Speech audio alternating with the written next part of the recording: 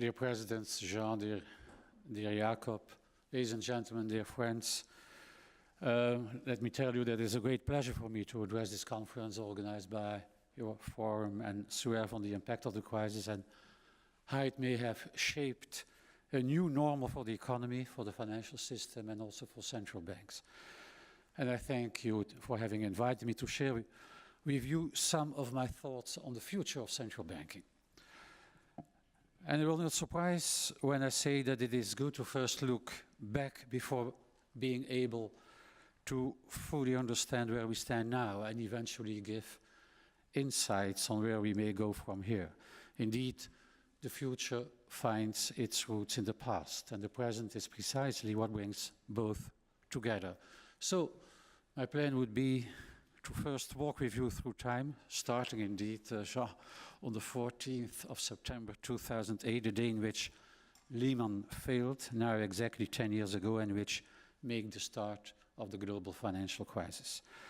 I will then say a few words on where we stand in the euro area at the current juncture and seize the opportunity to briefly explain the monetary policy decisions the Governing Council of the ECB took yesterday. And finally, I will devote the remainder of my talk to the challenges for central banks going forward. What is the future of central bank, and to what extent will it be different from central banks' past? So, as I said, exactly 10 years ago, we saw indeed the start of the global financial crisis, and some of its repercussions are still felt today. Not that there had not indeed been worrying signs before. On the contrary, already back in August 2007, banks started to hoard liquidity, and on the 9th of August 2007, the ECB was the first central bank which had to inject liquidity in the money market. Be assured, I'm not going to give you every single detail of the actions we undertook since then. I just want to stress that by then, many observers were impressed by the sheer size of the liquidity injection, 94 billion euros, which by now is really small compared to the almost 3.5 trillion euros increase in the balance sheet of the euro system we have seen in the meantime. And indeed, the worst still had to come, and in September 2008 it came abruptly, as we know, in the form of a full-blown worldwide banking crisis. And those were the days during which in Belgium alone, as you know, 2 major cross-border banks had to be rescued in 2 consecutive weekends. Very soon, the real economy was hit too. Euro area output dropped by around 4.5% in just 2 quarters. And similar sharp contractions were seen elsewhere. We now refer to this, rightly I think, as the Great Recession, contrasting sharply with the great moderation, the qualification many people had given to the 2 preceding decades. Just at the time that the real economy started to recover, the euro area was hit by a second recession, which came with the sovereign debt crisis. And that showed how much imbalances had been built up in the euro area and how ill prepared it was in weathering a severe economic shock, both at the level of individual member states and at the level of the indeed incomplete monetary union. The consequences of the multiple feedback loops between weak banks, weak sovereigns, and weak economies were devastating, and eventually threatened the euro itself in 2012. And that is when the whole EMU deepening agenda was born, and since then major progress towards completing the monetary union has been made, particularly in the field of banking union. But this process is still unfinished, an aspect, I understand, which will be discussed in Paul Thompson's keynote address at the end of the conference. Still, I think that it was essential in bringing about the recovery, together with the actions of the euro system, and I'm referring to the outright monetary transactions, the credit easing policies, and finally, the additional stimulus provided in the form of the asset purchase program and the forward guidance on policy rates. Early 2015, the Governing Council of the ECB indeed decided to significantly step up its accommodation, With a large amount of idle resources and with new headwinds stemming from emerging market economies, inflation had dropped to very low levels and inflation expectations started to show signs of downward drift. Not only was there a risk that the inflation outlook would no longer be in line with our aim of inflation below but close to 2% over the medium term, there were also increasing indications that the economy could slip into outright deflation. Now, compared to that period, the economic situation in the euro area has improved a lot. The recovery has strengthened and broadened. All euro area countries are now growing. Contrary to the previous recovery phase, domestic demand is playing an important role, not in the least because it has been underpinned by our monetary policy measures. Employment creation has been very strong and drives households' consumption, spending, while also investment has finally recovered. The pace of economic expansion has recently decreased somewhat on account mainly of a less favorable external environment where the tendency towards more protectionism and the problems in some emerging market economies dent trade and uncertainty weighs on confidence. These developments clearly imply downside risks. Still, domestic demand remains robust and the slowdown of growth up to now mainly reflects a normalization after the particularly strong growth rates seen at the end of 2017. With the absorption of economic slack, wage increases started to strengthen, and that process will eventually result in feeding domestically generated inflation. While headline inflation has recovered on the back of increases in the price of oil, core inflation will gradually benefit from the process of domestic reflation, further supported by receding uncertainty in inflation expectations. In view of these developments, the Governing Council decided yesterday that, very much in line with the view already conveyed in June, progress towards a sustained adjustment in inflation has been substantial so far, and that it is confident that the conversion of inflation towards our aim will continue in the period ahead, even after a gradual winding down of our net asset purchases. Therefore, as you know, we decided to reduce the monthly pace of our purchases to 15 billion euros from October onwards, and we anticipate ending them after December, subject to incoming data confirming our medium-term inflation outlook. While this is an important step towards policy normalization, we are also of the opinion significant monetary policy stimulus continues to be needed to support the further build-up of domestic price pressures. Hence, we reiterated the forward guidance on the reinvestment and on policy rates, implying that we do foresee a very gradual process of policy normalization that will allow financing conditions to remain very favorable and to support both the economy and the associated reflationary process we are aiming for. So, having outlined where we stand, I should have paved the way for my reflection on the future of central banking. How will it look like? And what will be the focus of central banks in the coming years? Well, at risk of being a bit boring, but central banks usually are boring, isn't it? I claim that central banks will continue doing what they did in the past, and that is building trust and confidence in the money they issue. And I see three main dimensions here. As in the past, central banks will care about the value of money. In other words, monetary policy will continue to focus on price stability and in doing so, stabilize the purchasing power of money. Central banks will also continue to take care of the safe nature of money, explaining their strong interest in financial stability, which have even increased since the crisis. After all, the largest part of the money stock is not directly issued by central banks themselves in the form of base money. On the contrary, it is created in the financial system and is held by the money holding sector as liabilities of financial intermediaries. a significant part of it is in fact deposits with commercial banks. Without having sound financial institutions, money cannot be truly safe, nor will it be fully trusted by the public. And indeed, during the worst days of the crisis, we have seen flight to safety flows into banknotes and away from the deposits held with, by then, mistrusted banks. And finally, central banks will continue playing a key role in contributing to the smooth functioning of the payment system and being active in overseeing this part of the financial sector, which is crucial to allow economic agents using the money they hold. With this, I think central banks will be very much in the business of making sure money performs well on each of the three functions we typically attribute to it, namely being a unit of account, a store of value, and a medium of exchange.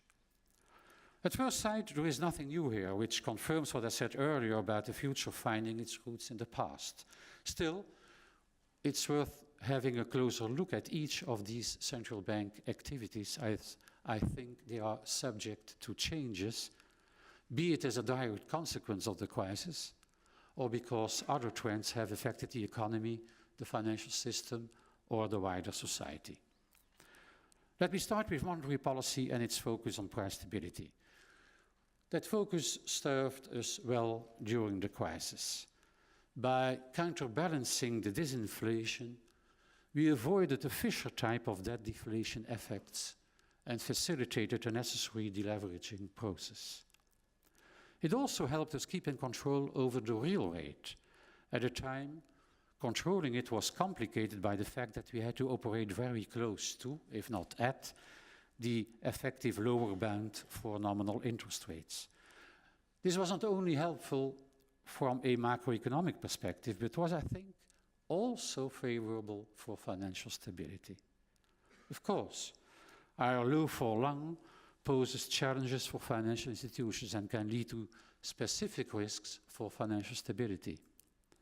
Yet, I do think that some sort of leaning against the wind counterfactual with less monetary accommodation would eventually have been worse for financial stability, mainly resulting from the negative macro feedback effects it would have caused.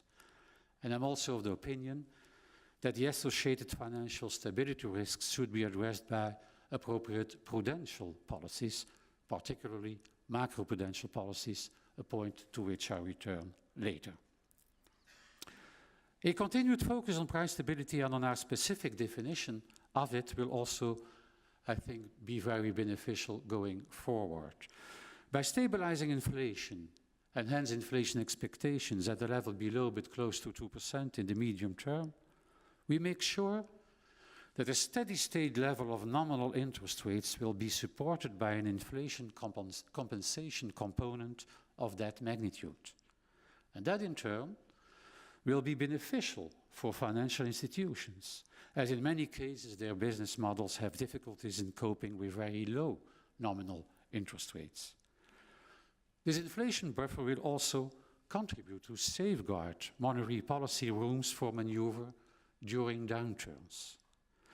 While all this is already underlining our definition of price stability from the beginning, the arguments supporting this choice have even gained relevance. Indeed, compared to that period, the steady state real rate, often referred to as the natural rate, has dropped. And that is, I think, one of the important features of the new normal. This new normal will come with new instances of lower bound incidence. So, central banking of the future should be prepared for such situations and be capable to deploy all tools which we now have labeled unconventional monetary policy. Active use of the central bank balance sheet and forward guidance will very likely become more standard instruments in our toolkit. That, of course, implies that we should be operationally ready to use them. More importantly, it also implies that we must manage these tools carefully during the normalization phase so as to fully safeguard their effectiveness for the future. In that sense, it is important that we stick, for instance, to the conditionality we have introduced in our forward guidance formulation.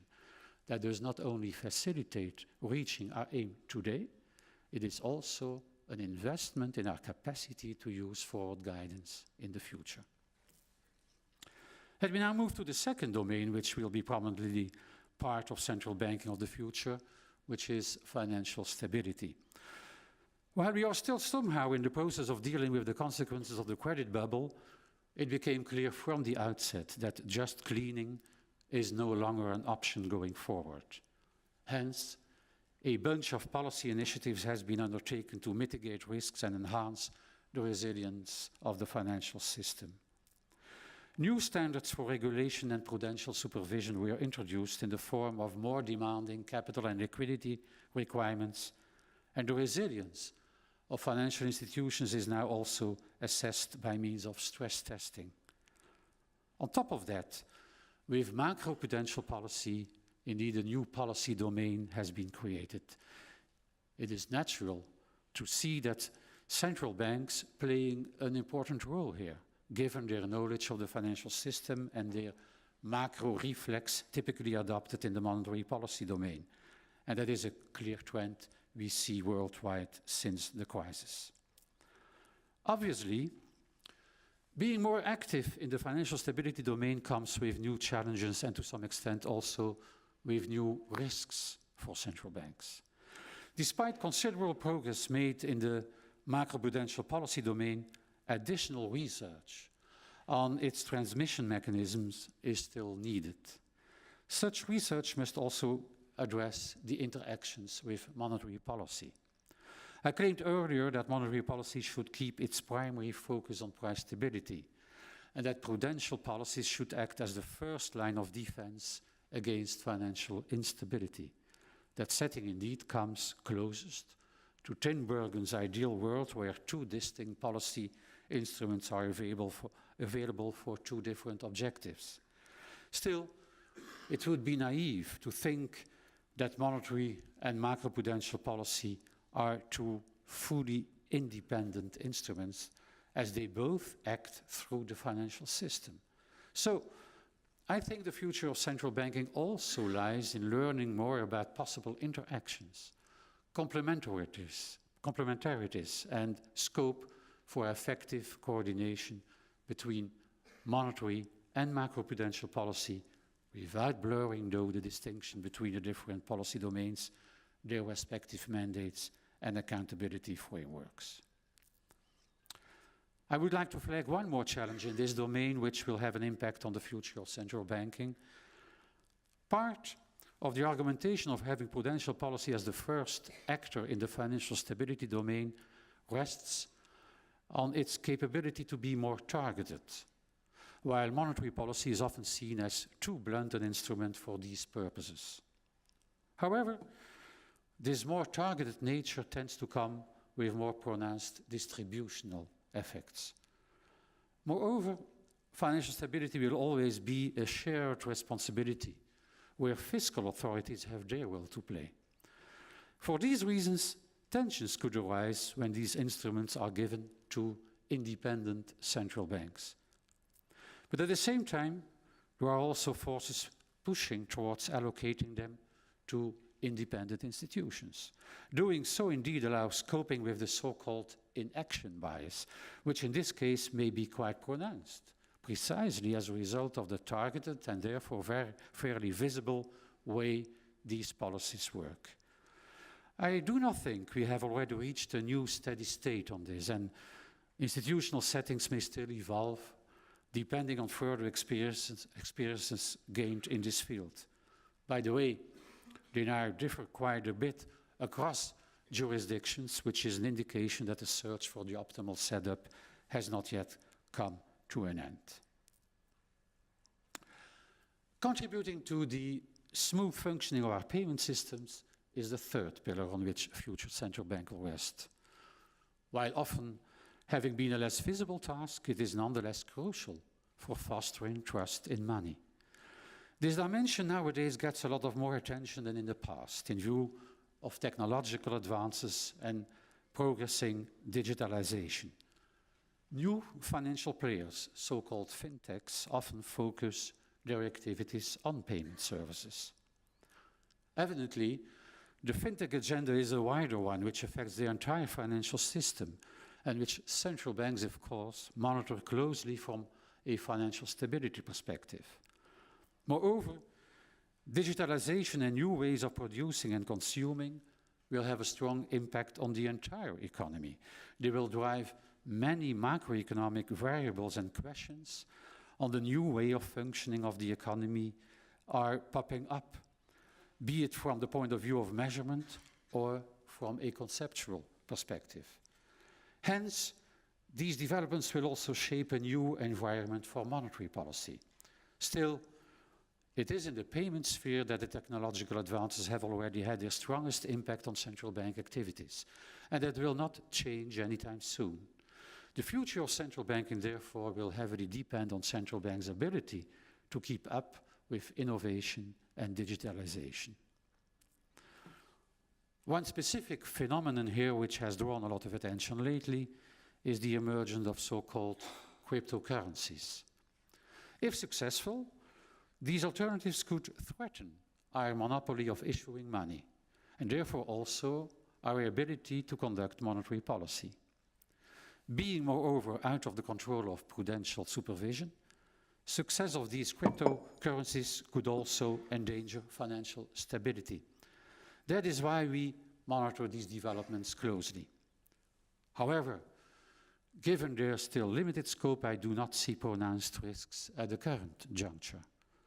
Moreover, the intrinsic features of cryptocurrencies, their inherent volatility in particular, implies they perform poorly as far as the traditional functions of money are concerned, in turn explaining why their success is limited. Still, we should not be complacent, only to the extent that central banks will be successful on all three fronts I have mentioned. They should not fear outside competition. And at the same time, central banks should be open-minded with respect to the new technologies underlying these developments, as they can potentially be of use for themselves.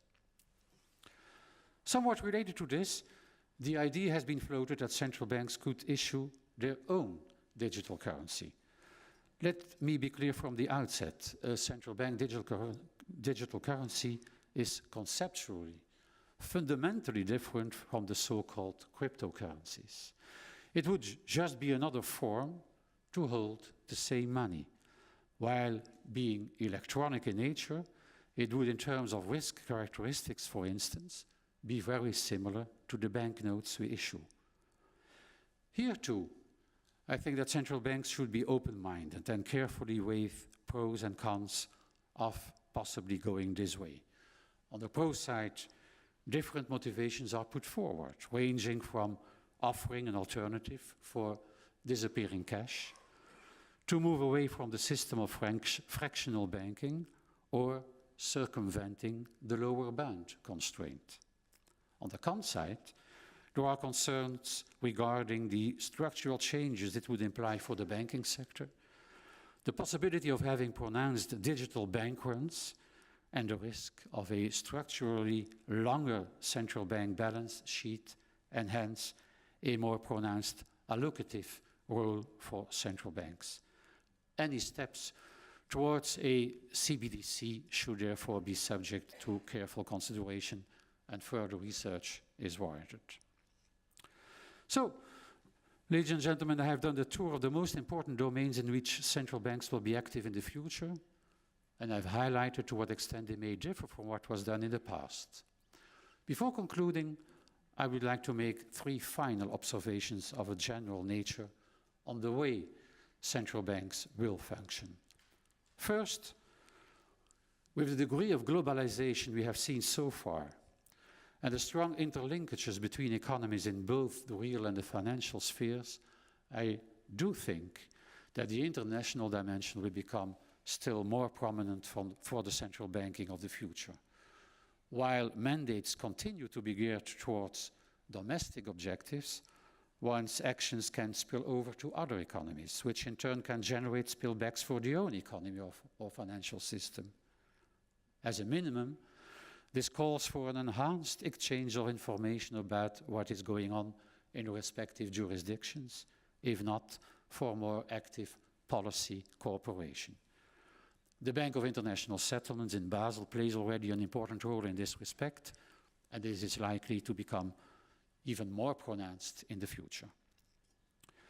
Second, we see worldwide that central banks have come indeed under increased scrutiny since the crisis.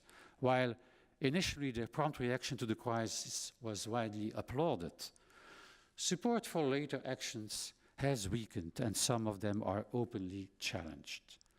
Calls to restrain the discretion of central banks are openly made. I see several reasons for this. First, a lot of the crisis resolution de facto fell on the shoulders of central banks, and that forced them to stretch the interpretation of their mandates, the backlash of which is felt now.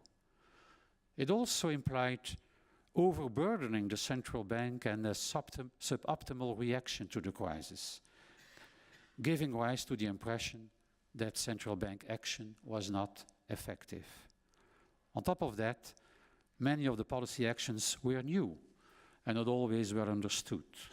They generated a lot of concern, for instance, regarding the risk implications of the balance sheet policies and the distributional effects of the asset purchases claimed to be regressive in terms of income and wealth distribution, a claim which I want to add, however, abstracts from the strong macroeconomic effects the asset purchases had, as these benefit via the job creation they entail to the most vulnerable group in society, namely the unemployed. Finally, the broadening of central banks' remit into the financial stability domain has also contributed to it, while at the same time complicating somehow the accountability framework.